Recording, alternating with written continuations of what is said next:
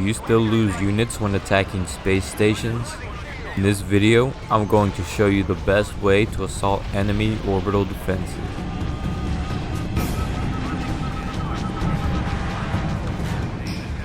For an orbital invasion, your fleet composition is of the highest importance.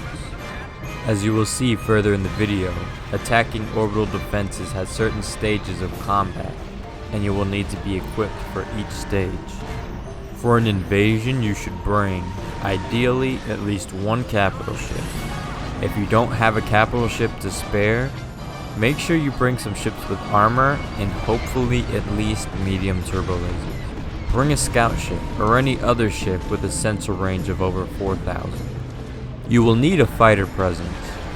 We will discuss how strong your presence needs to be further in the video. Lastly, you need a screener/hunter force.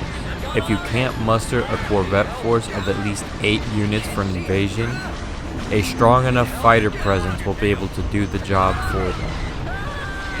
Now that you know the units required to make a basic orbital invasion, let's discuss how to use them, as to incur no casualties. The first step is to get the enemy out of their shell and away from the station itself. The station provides great support against fighters and corvettes. Fighting there would put you at a disadvantage.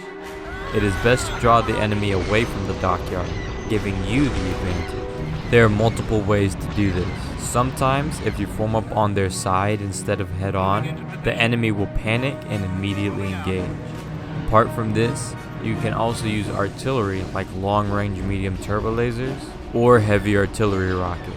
The enemy will not enjoy being shot at and eventually will leave their defensive positions to engage. The final way to lure your enemy away from their positions is to use small, fast vessels to harass any enemy that's not too close to the station. As soon as you start taking damage or they start engaging, you should retreat back to your lines, as your enemy has taken the bait. After the enemy has chosen to engage, you now enter the second stage of orbital invasion.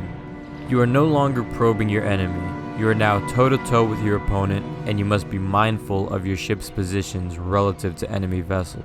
Your corvette fleet should be extremely mobile, dipping in and out of battle as needed. Your fighters should have defensive positions around your fleet. Make sure to order your units to defend an area so they don't go flying over the space station. At this point, your fighters and corvettes can handle themselves fighting defensively. As for the larger craft, you need to have more firepower than the enemy. If you only have one capital ship and you're walking into a 1v1 fight, do not assume you will win. You either need multiple vessels with a lot of firepower or bombers. The whole point of this strategy is to not lose any units. If you try and stretch your fleet, you're eventually going to lose something, and you don't want it to be your capital ship.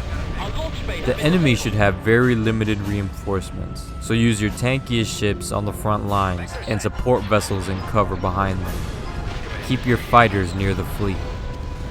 Use bombers to give your frontline ships an advantage.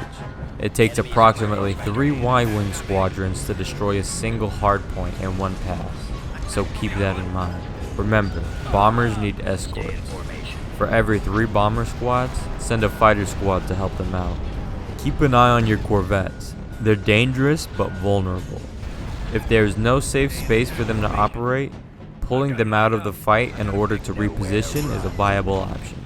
At the end of the fight, the only enemy reinforcements standing should be the dockyard and a few fighter squadrons. This is the final phase. Whether you bring a capital ship or 4 dreadnoughts, make sure you have the ability to survive the enemy's first attack, and then proceed to kill the station without any fighter or corvette support. And voila! You have taken the planet's orbit with no casualties.